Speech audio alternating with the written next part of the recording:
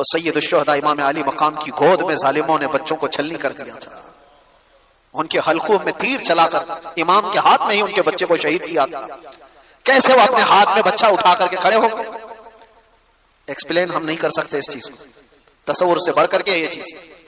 हम सबके सबर मिलकर के भी इमाम हुसैन के कदम तक नहीं पहुंच सकते। हमारी जिंदगियों के सबके सबर, मेरे अजीजों, ये आसान काम नहीं है। आपको पता है अजीजों की मौत एक के बाद दूसरा, दूसरे के बाद तीसरा, तीसरे के बाद चौथा शहीद होता जा रहा हो, जो इमाम अली मकाम की तरफ से आ रहा है। इमाम हुसैन जानते थे हमारे काफिले में कुल मिलाकर 82 लोग हैं, उधर 22,000 का लश्कर है, मुकाबला कैसे होगा? क्या इमाम अली मकाम को दुनियावी हालात पर खबर नहीं थी? वो रसूलुल्लाह के वो वारिस जिनको रसूलुल्लाह सल्लल्लाहु अलैहि वसल्लम ने फरमाया मेरा जूदो सखा पूरा हुसैन को दिया गया है, क्या वो इमाम अली मकाम को हालात की खबर नहीं थी? सब खबर थी, उन्हें पता भी था ये कोई मुकाबला नहीं। लेकिन वही मैं जो कहता हूं, इम्तिहान की घड़ी बहुत डिफरेंट होती है, बहुत अलग होती है। इमाम अली मकाम को करबला के मैदान में खड़े रहना था, कयामत तक आने वाले मुसलमानों के लिए एक मिसाले राह बन करके कि तुम्हारी जिंदगी में इससे बढ़कर के तकलीफ नहीं आ सकती, तुम्हारी जो भी तकलीफें होंगी वो छोटी होंगी, और तुम अगर घबराते हो कभी छोटी मुसीबतों में तो ऐ मुसलमानों मुझे देख लेना, इमाम हुसैन का ये दर्स था, तुम देख लेना।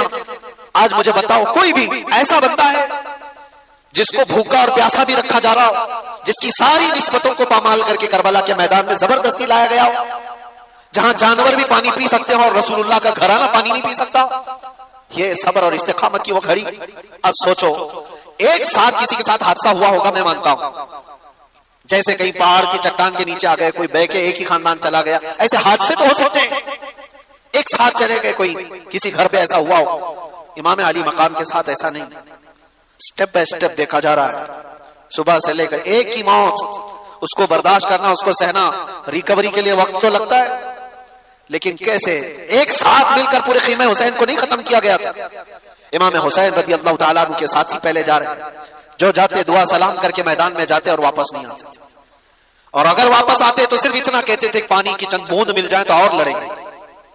लेकिन मेरे अजीजों, इमाम हुसैन रज़ी अल्लाह तआला अन्हु की उम्र पाक उस वक्त आप अंदाजा करो 56 साल की उम्र है। 56 साल की उम्र में वो एक एक लाश को उठा करके जमा करते जा रहे हैं, और जब बारी आई खानदान की, और खानदान में हजरत इमाम कासिम जो इमाम हसन के बेटे जवान थे 19 साल के, जब वो जा रहे थे तो इमाम अली मकाम ने उनको देख करके सिर्फ इतना कहा था मेरे मरहूम भाई इमाम हसन की तुम यादगार थे। लेकिन ये सारी यादगारें एक के बाद दीगरे मैदान करबला की रौनक बनती जा रही थी। वो गए वो यजीदियों के दरमियान कितनी देर तक एक तनहा शेर लड़ेगा? ये सारे भेड़िए जब जत्थे के साथ हमला करते, तीरों से छलनी करके जख्मी करके गिराते और फिर सर को जिस्म से अलग कर देते थे। हजरत इमाम कासिम और हजरत अली अकबर जो हजरत इमाम हुसैन के बड़े शहजादे, उनकी भी उम्र तकरीबन 19 या 20 साल की उम्र। सोचो है नौजवानों जिनकी उम्रें आज 20 साल के आसपास, 18 साल, 20 साल, 22 साल। ऐ नौजवानों, तुम्हारी इस जवानी की जिंदगी में तुम रात भर गेम खेलते हुए बैठे हो, इंटरनेट चलाते हो, और इमाम हुसैन के शहजादे इस्लाम बचाने के लिए अपनी जानों को हथेली पर लेकर करबला में खड़े थे।